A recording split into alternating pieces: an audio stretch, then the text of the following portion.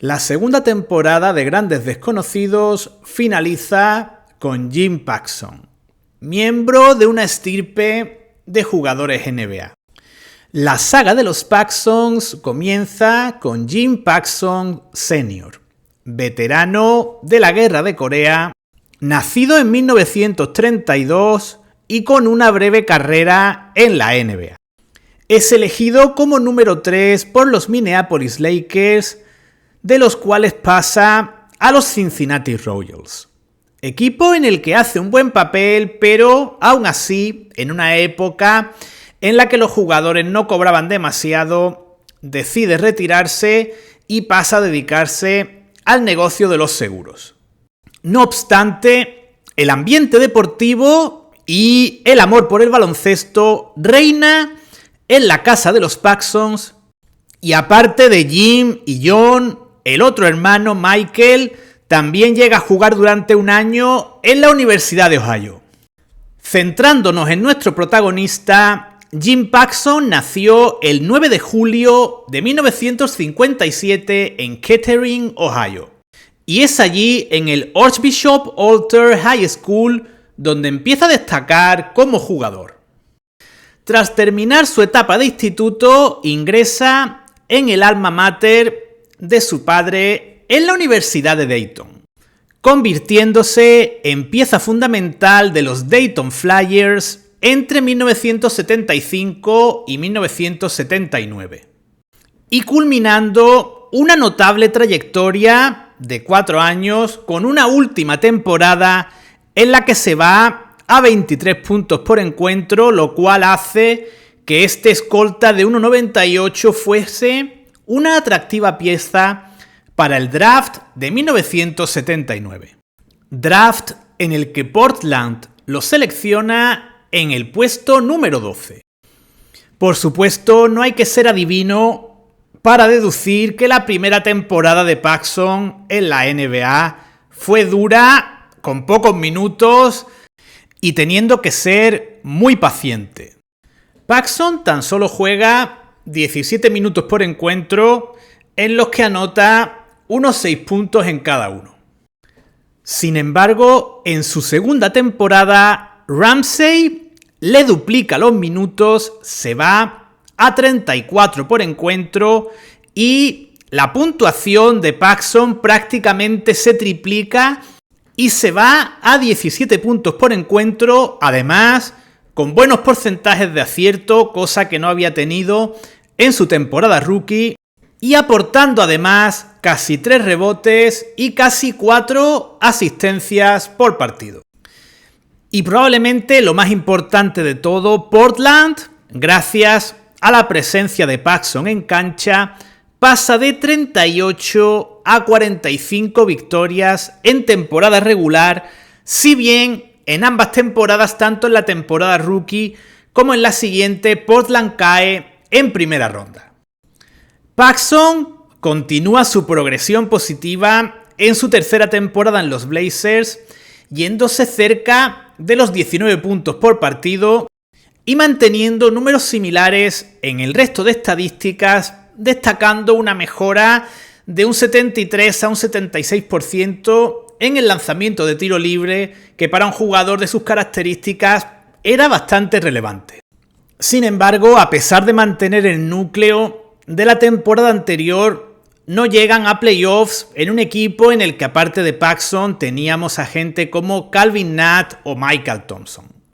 Pasamos por tanto a la temporada 82-83, en la cual Jack Ramsey refuerza el juego interior de los Blazers con jugadores como Wayne Cooper y Kenny Carr, y Paxson continúa su progresión ascendente, se va a más de 20 puntos por partido y es elegido para jugar el All-Star Game.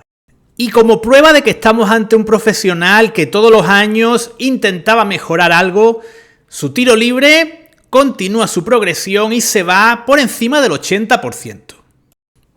Colectivamente, Portland agradece la llegada de esos hombres interiores y la mejora de su principal referente ofensivo, que era Paxson, y tienen un récord de 46-36 que es acompañado de la llegada a segunda ronda de playoffs, en la que caen frente a los Lakers, que a la postre serían finalistas frente a los 76ers. En este momento, a estas alturas de los 80, Paxson era considerado uno de los 2 o 3 mejores escoltas de la competición. La temporada 83-84, temporada en la que por cierto llega Clyde Drexler, la podemos considerar de transición tanto para Portland como para Paxson. Paxson mantiene los números de años anteriores, vuelve a ser elegido All-Star, es elegido en el segundo equipo ideal de la competición y los Blazers mejoran su registro de temporada regular, se van a 48, pero en este caso caen en primera ronda. Pasamos a la temporada 84-85, que supone un punto de inflexión y podríamos decir que un cambio de ciclo para los Portland Trail Blazers. Paxson comienza a tener algún que otro problema físico y se pierde 14 encuentros en esa temporada. Algo que teniendo detrás a un jugador con tanta hambre como Clyde Drexler no era nada positivo. Además, llega al equipo también Kiki Van de Wyk, que si bien era un jugador con el que podía compartir cancha, también era un jugador que en un momento dado podía restar los minutos de Paxson en juego. Debemos tener en cuenta que el antecesor de Van de Wyk, Calvin Natt, era un alero más interior, más fuerte, más un 3-4, mientras que Van de Wyk era más un tirador, tanto de media como de larga distancia, y ahí era donde, digamos que le podía quitar parcela a Jim Paxson. En temporada regular, un Paxson que ya tenía 27 años no nota demasiado estos factores, mantiene unos decentes 18 puntos por partido, pero en playoffs sí pierde bastante protagonismo y su aportación es menor que en años anteriores. Y ya a partir de la temporada 85-86, Paxson pierde definitivamente la titularidad, pero sigue siendo un jugador relevante durante al menos 2 temporadas más, promediando 13 y 12 puntos por encuentro. Esto nos sitúa en la temporada 87-88. Paxson tiene ya 30 años y el nuevo entrenador desde la temporada anterior de los Blazers, Mike Schuller, le da menos protagonismo. Paxson está por detrás de gente como Clyde Drexler, Jerome Kersey, Kiki Van de Wyk y probablemente algún jugador más. Y en febrero del 88 es enviado a los Boston Celtics, equipo que envía a cambio al base Jerry Sichting.